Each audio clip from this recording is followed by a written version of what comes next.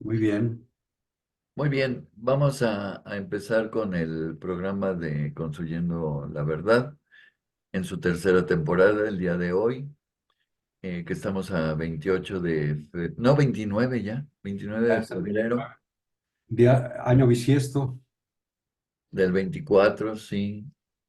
Soy Manuel de Anda, servidor de ustedes y Benito Balán. eh, Soy poeta, soy licenciado en Ciencias Políticas y eh, terapeuta, muy bien, humanista. muy bien, terapeuta humanista. Muy bien. Este, Me comentabas que querías leer algo acerca del libro de Andrés Manuel López Obrador, el último que hizo, que se llama Gracias. Yo creo que es una lectura obligada, considerando que él durante los últimos años pues ha sido el presidente de la República, y yo creo que ese libro sirve para entender cuál ha sido su política, cuál ha sido su trayectoria y cuál ha sido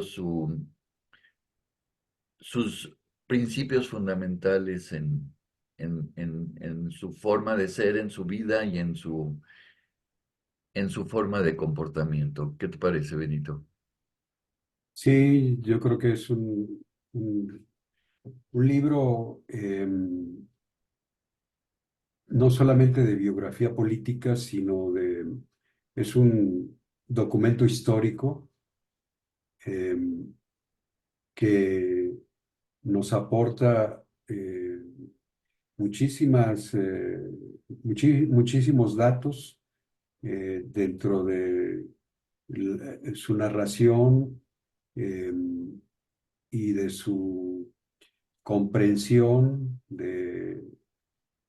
incluyendo el análisis de la realidad que él va teniendo, pero también de su propio acontecer de vida, ¿no? Entonces es por eso muy rico eh, el poderlo leer. eh, Se apasiona uno con lo que sigue, ¿no? Claro, Es un libro en ese sentido que va pautando la vida del presidente desde su infancia, ¿no? Y que con este libro cierra el capítulo de su presidencia, ¿no? Es como un legado político e histórico, ¿no? Y por claro, eso es sumamente valioso, ¿no? claro. Em, Sí, no sé, ¿cuál es tu apreciación en general acerca del libro? bueno, en primer lugar de lo que ahorita comentabas, ¿no? En relación a el análisis de la realidad, que él no se queda con eso. De hecho, lo menciona ahí en el capítulo 1, que más que hacer un análisis de la realidad, o sea, eso no es más que el principio, porque en realidad se trata de transformar la realidad. Por supuesto, se requiere un análisis previo, pero generalmente nos quedamos en los análisis de la realidad, ¿verdad? Entonces hay que actuar, hay que transformar nuestro entorno, nuestra forma de vida, y yo creo que lo podemos hacer cada uno de los ciudadanos en su propio entorno, es decir, en su trabajo, en su familia, con sus hijos, etcétera. ¿Qué te parece, Benito? Sí, sí, justo. Em, y yo creo que por eso va encaminado hacia a la comprensión no solamente de su vida, por eso te decía, sino como un documento histórico hacia esa transformación, a comprender la transformación social que estamos viviendo, eh, desde su ejemplo de vida, pero también desde lo que él ha venido comprendiendo de la realidad. Claro, Y, y en la experiencia de lucha social, de lucha política, y por qué no decirlo también, de lucha espiritual. Él lo menciona también en algunos de los pasajes, ¿no? Especialmente cuando se desarrolla el, éxodo por la democracia, allá en Tabasco en el año de 1991 y luego en 1994. eh, y como las marchas que él va encabezando se componen de gente activista por la democracia, por la defensa del voto, libre pensadora, eh, ciudadanos pues que no tienen otra finalidad más que la defensa de su voto, ¿no? Claro. Y va dándole un sentido. Y por el otro lado, hay una participación también muy numerosa de gente que lo toma desde su experiencia también de cultura como una peregrinación, es decir, desde una concepción mística, ¿verdad?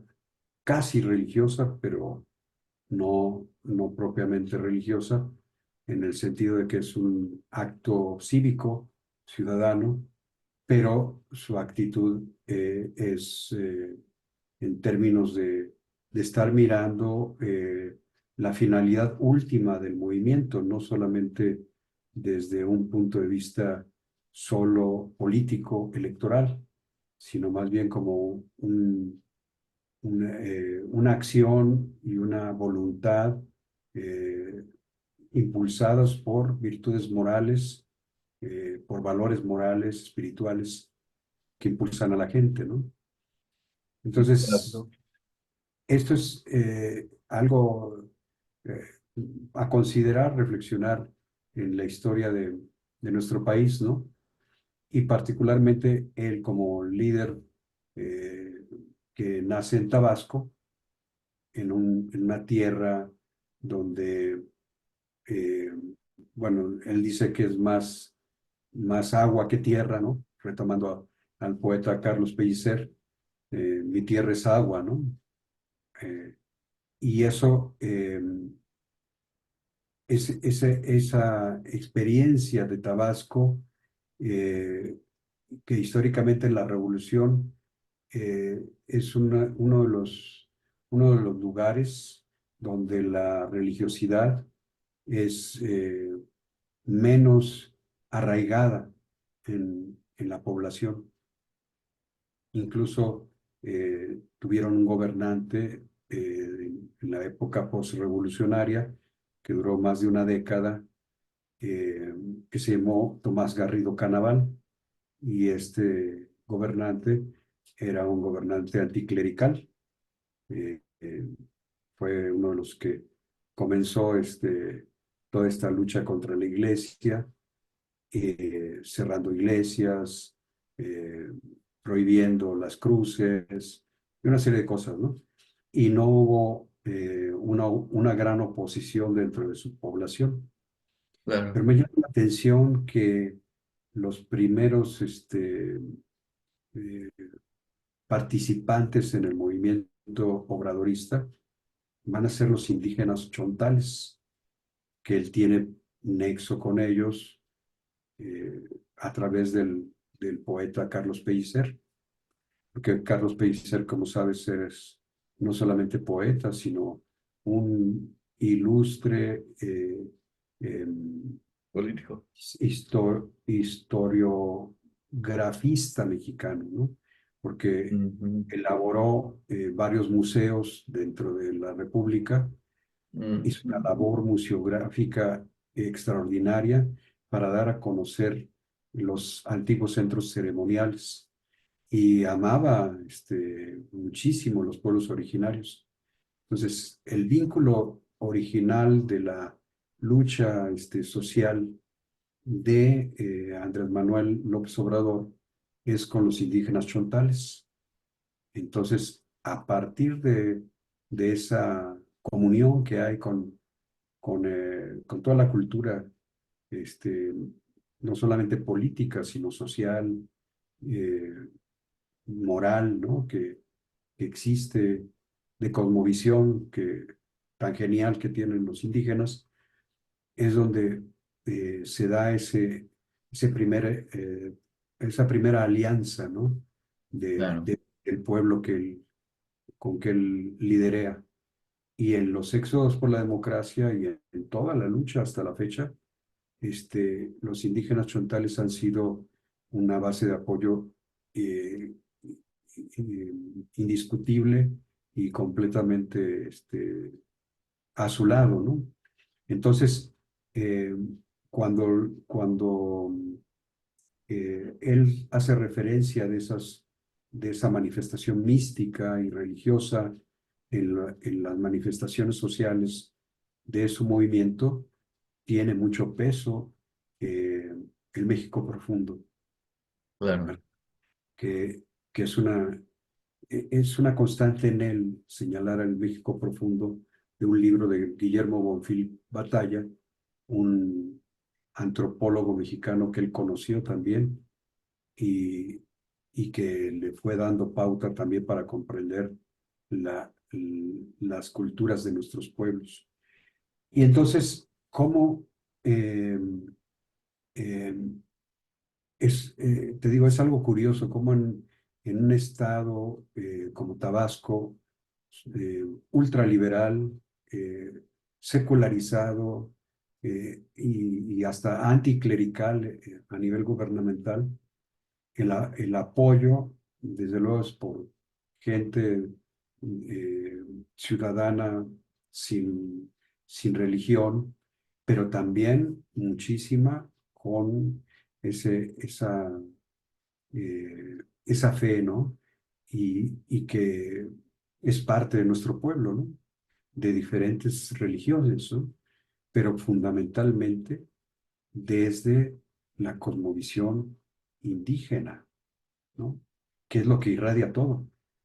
Y a mí me llama mucho la atención porque él eh, va teniendo una transformación en su concepto de democracia que estudia en la Facultad de Ciencias Políticas con los teóricos de otros países y todo lo que es la teoría política clásica, pero lo que lo cambia él fundamentalmente es el concepto de democracia indígena, cómo lograr los consensos dentro de las asambleas y en el contacto cotidiano con la gente. Entonces, creo que eso es un punto de partida de nuestro presidente para formarse como el líder que es.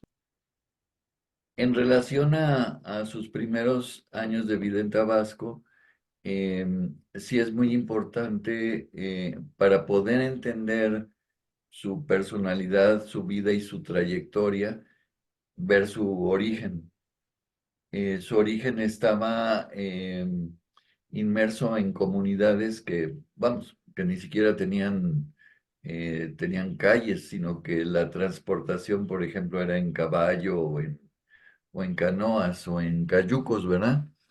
Y él todo su entorno y las personas con las que tenía contacto, pues eran campesinos, eran gente que se dedicaba al campo, em, agricultores,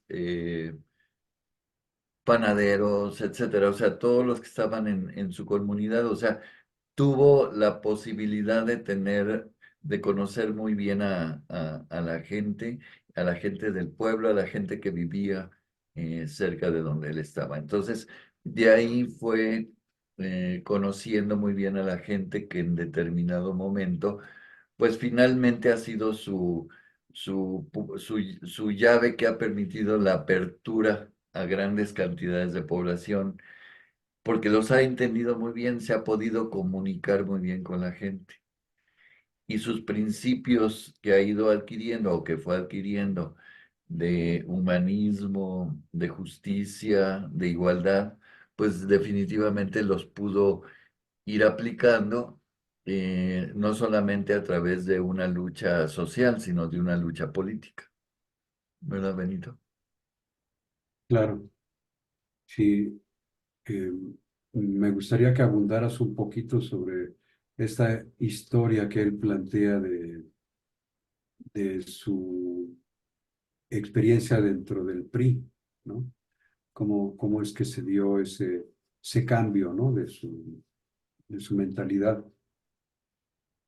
Claro, lo que pasa es que tradicionalmente o desde todo el siglo pasado y parte de este, la predominancia era de un partido único, que era el PRI. Y él, cuando buscó trabajo, pues la posibilidad de tener trabajo era a través de esa institución. Entonces, él inicialmente, si mal no recuerdo, estuvo en el Instituto Nacional Indigenista. Fue El director pues, el regional, líder, ¿mane? el director regional de El Ciudad. director regional en Tabasco del Instituto Nacional Indigenista.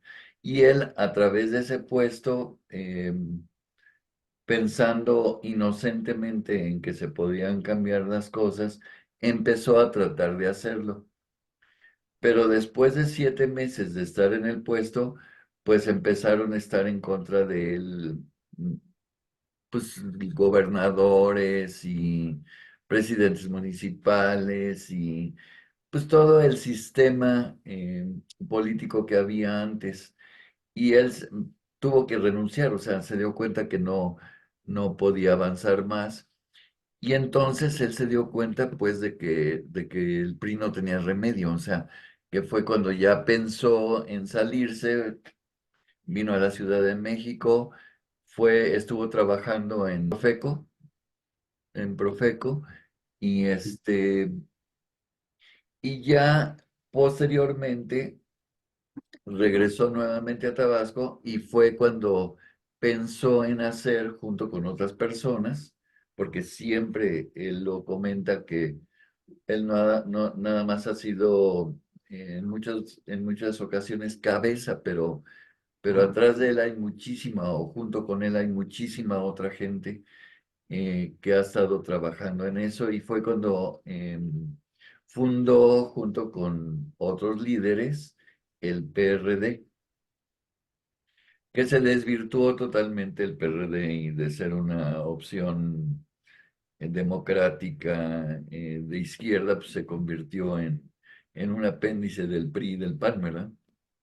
Sí, quisiera mencionar que en esos 7 meses que hablas fue posterior a cuando fue coordinador indigenista, ¿no? Fue por varios años coordinador indigenista con el gobernador Rovirosa Guade y luego con el Enrique González Pedrero, el siguiente gobernador, entró al PRI como dirigente del Estado y trató de hacer, de repetir el modelo democrático que él había palpado con los indígenas, llevarlo al PRI.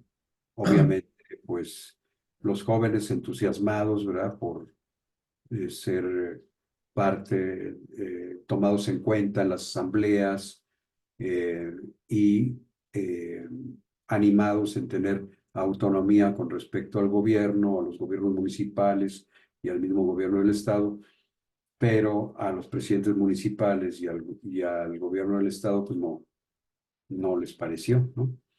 Y entonces es cuando le pusieron un límite y lo cepillaron de ahí, ¿no?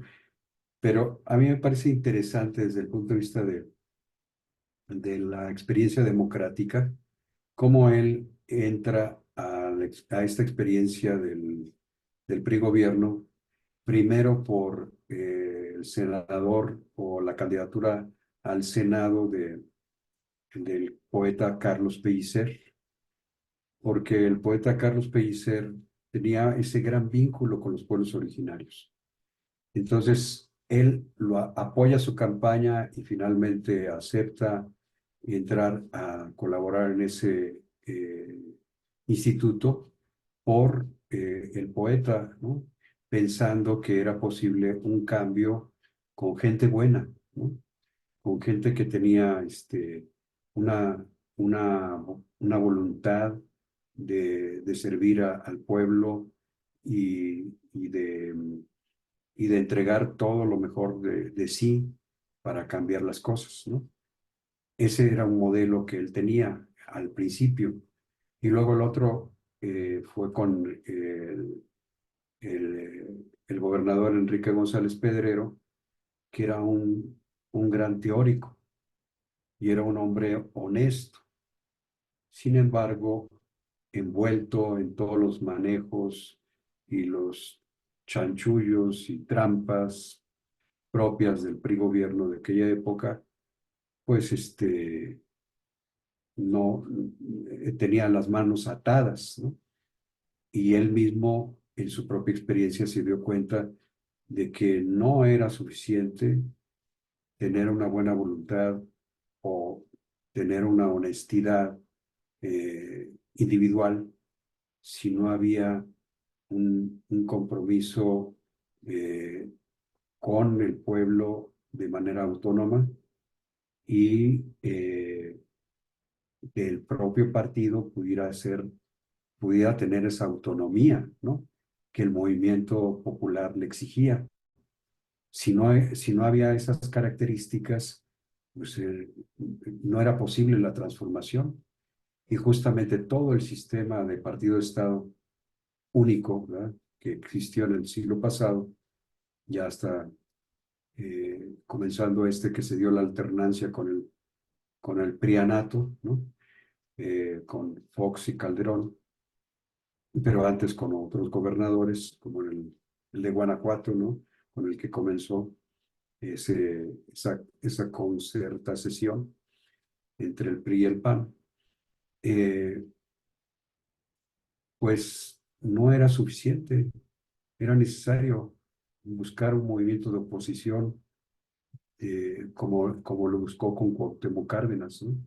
Cuauhtémoc Cárdenas también con su propia experiencia dentro del PRI llegó a la conclusión de que no había forma de seguir marchando dentro del PRI, a pesar de que había formado la corriente democrática y había exigido ser precandidato también, y lo cepillaron, ¿no?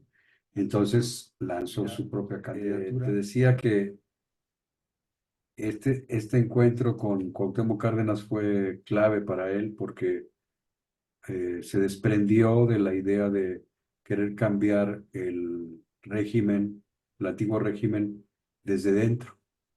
Se dio cuenta que era una ilusión por su propia acción, ¿no? Como lo vimos en el centro indigenista y luego en la dirección del PRI regional. Y luego, ya reconsiderando las cosas, ve que Cuauhtémoc Cárdenas es la opción y eh, participa como fundador regional del PRD allá en Tabasco, ¿no? Eh, como un movimiento de oposición al régimen. Sin embargo, era un movimiento de oposición salido del régimen. O sea, el PRD venía de la corriente democrática y los partidos paleros, llamados antiguamente como partidos satélites, este, son los que se van a aliar a esa opción del PRD. Y también, posteriormente, la izquierda organizada, ¿no? El Partido Socialista de México y otros más que se agregan. Pero la tendencia del PRD desde el principio era una tendencia eh, más dentro de la concepción de ese viejo régimen, ¿no? Por eso Ujú.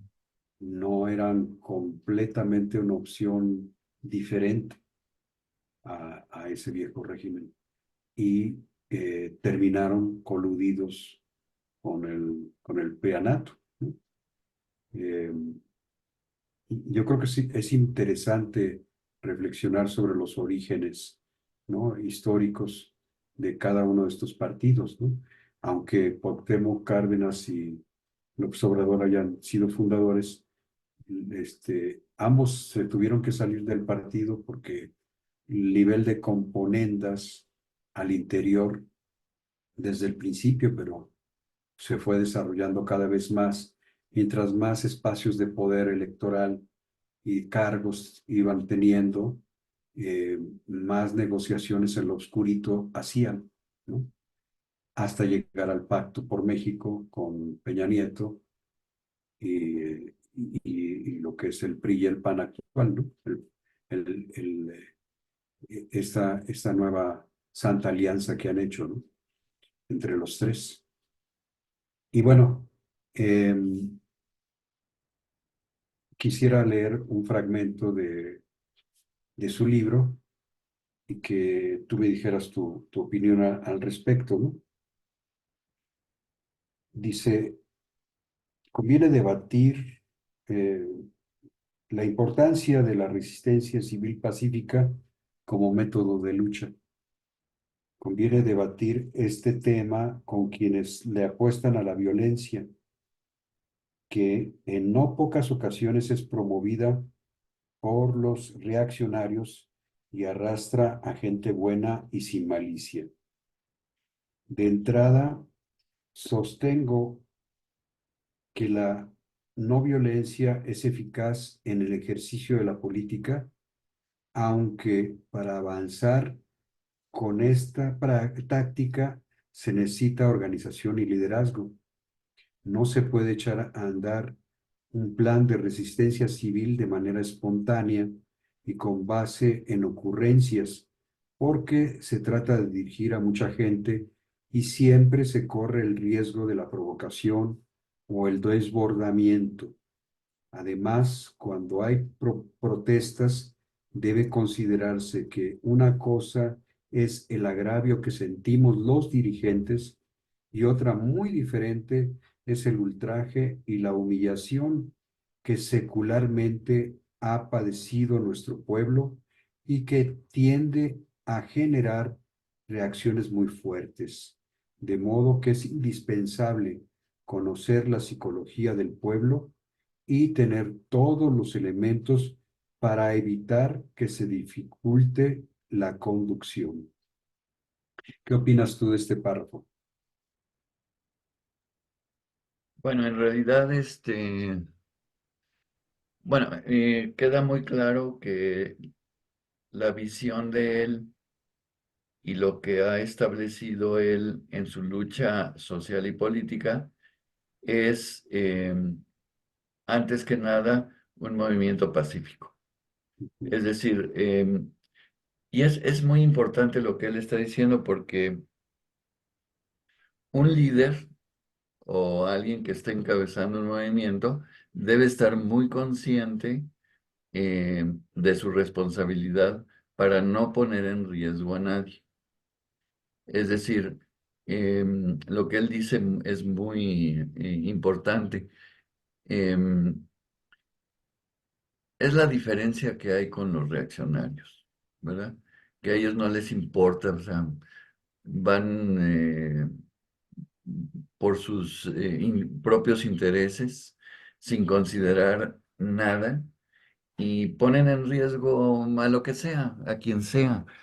Claro, Ponen en riesgo a un país completo, ¿no? O sea, las guerras, muchos se sustentan en esa ansia de poder o ansia de dinero, ansia de tener, y que están relacionadas muchas veces con grupos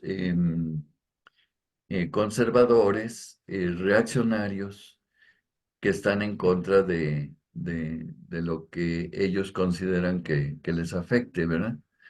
Lo cual no sucede aquí en México, porque la situación actual, pues, a todas luces es buena para todos, ¿verdad? Pero bueno, eso es lo que me parece más importante. Y él ha puesto el ejemplo en todas las luchas que ha habido y en todos los movimientos y en todas las movilizaciones de lucha, em, de movimientos y de lucha política, de lucha social y política. Eh, por ejemplo, en el 2006 había un gran, Enojo. una gran efervescencia porque había mucha gente desagusto, con mucha rabia por el fraude que habían cometido en el 2006. Ujú, Era muy fácil que en ese momento se salieran las cosas de control y que hubiera violencia. Y ujú, él, sabiendo eso, hizo, o sea, canalizó todo ese fervor o todo ese hervidero que había emocional en la gente a través de un plantón en el Zócalo y en Reforma. Y es la forma de que se contuvo. Mucho tuvo que ver eso en la contención de esa violencia. En esos plantones no se rompió un vidrio, no hubo ninguna afectación. Obviamente que eso se aprovechó por los grupos opositores para denostarlo más y eh, ahora sí que decir que ese era un tipo violento y un malvado, ¿no? Entonces, ese es lo que ha ocurrido. Pero eso lo han sufrido muchos líderes que se han ido, que se han ido por el lado pacífico, por el lado pacifista. y quisiera, bueno, como conclusión, ¿no? Para ir cerrando este primer capítulo del libro de gracias de nuestro presidente, eh, cómo él va levantando el movimiento autónomo a ese sistema, eh, a ese eh, régimen antiguo o ese viejo régimen que lamentablemente todavía padecemos en ciertos aspectos, pero él lo va levantando a través de un movimiento de resistencia civil pacífica. Eh, o sea, eh, el- esta forma de lucha es parte del origen del movimiento de transformación actual, que surge como eh, lucha social eh, y se convierte también en una lucha política, ¿no? Ujú, Va conquistando eh, espacios eh, electorales, pero gracias a esa movilización social. Y esa movilización social va adquiriendo cada vez más fuerza eh, por su carácter no violento, por su carácter pacífico, ¿no? Y que va ganando a la mayor parte de la población. Difícil para convencer en términos teóricos, pero en términos prácticos eh, va ganando cada vez más terreno, porque en un ejemplo tan sencillo como el, el que estaban luchando en el primer éxodo por la democracia, por la defensa del voto en las presidencias municipales que les había arrebatado el PRI, y lo típico era tomar el Palacio Municipal y escribe el presidente, Palacio Municipal que se tomaba, Palacio que se quemaba, y eso conducía a la represión segura contra los que incitaban a quemar al palacio. claro. Entonces, él dice, no, no, vamos a tomar una medida no violenta. Nos salimos de Tabasco y nos vamos a caminar hasta la Ciudad de México, 1.000 kilómetros. Y una resistencia, ¿no?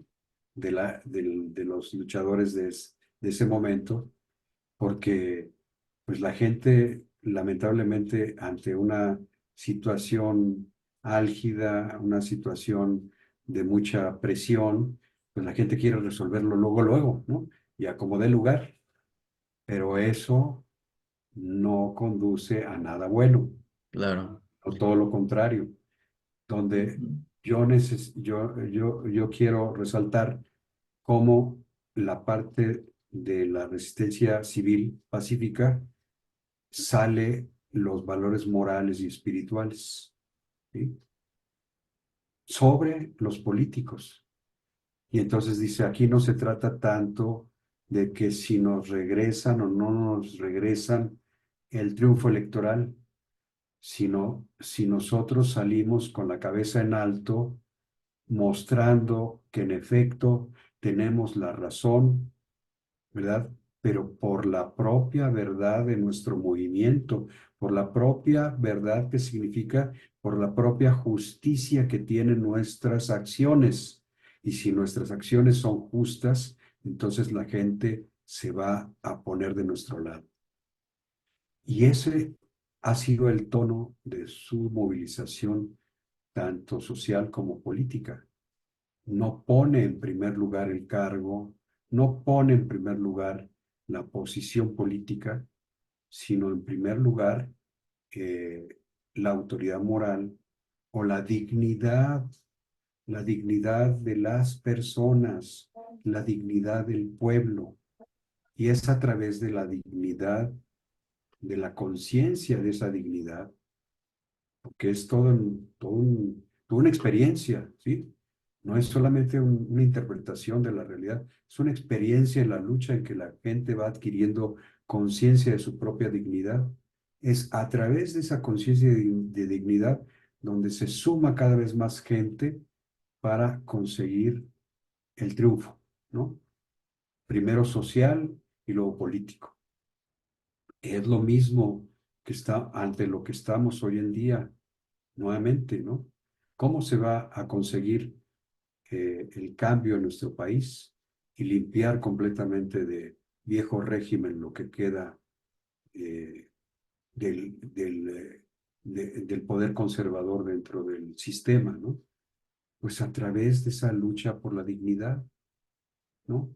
¿Cómo vamos a conseguir que haya una mayoría calificada en el Congreso, no solamente que Claudia Sheinbaum, como continuadora de todo este proyecto de transformación, sea la presidenta del país, sino que el conjunto del Congreso sea favorable al cambio de la transformación ante toda la avalancha de la guerra sucia que estamos viviendo? Pues solamente a través de una movilización no violenta que sume hacia la conciencia de dignidad, ¿verdad? Perfilándonos hacia ganar cada vez más a la gente por su propia dignidad y por su propio derecho. Es, no hay otra forma, ¿sí? No hay otra forma de conseguirlo, porque esa ha sido la lección desde que surgió este movimiento de transformación y no tenía el nombre de ningún partido político, ¿sí?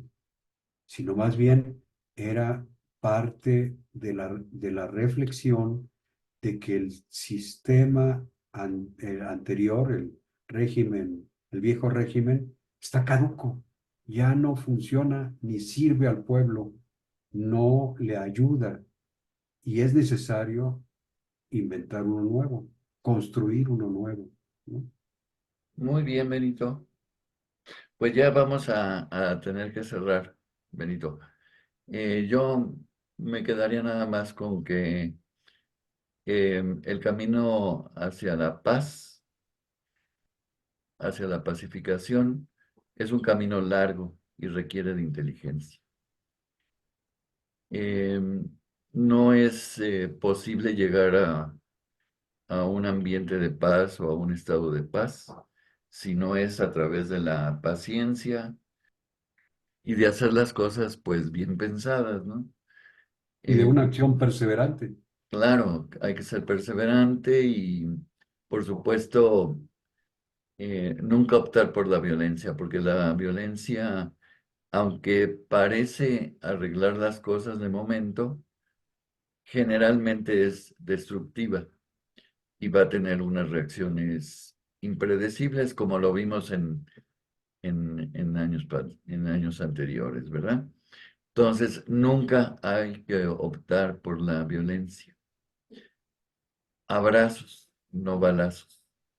Ese es o sea, ese es el fundamento de ese dicho. De ese lema, ¿no? La Sí, resistencia civil pacífica. pacífica, exacto.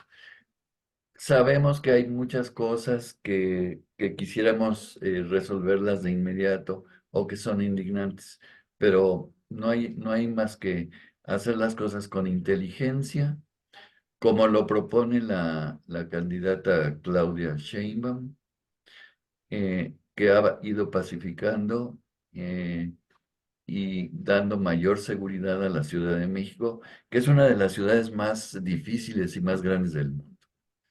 Entonces, Y, por ese y es, lado estoy tranquilo, yo creo que vamos por buen camino, Benito.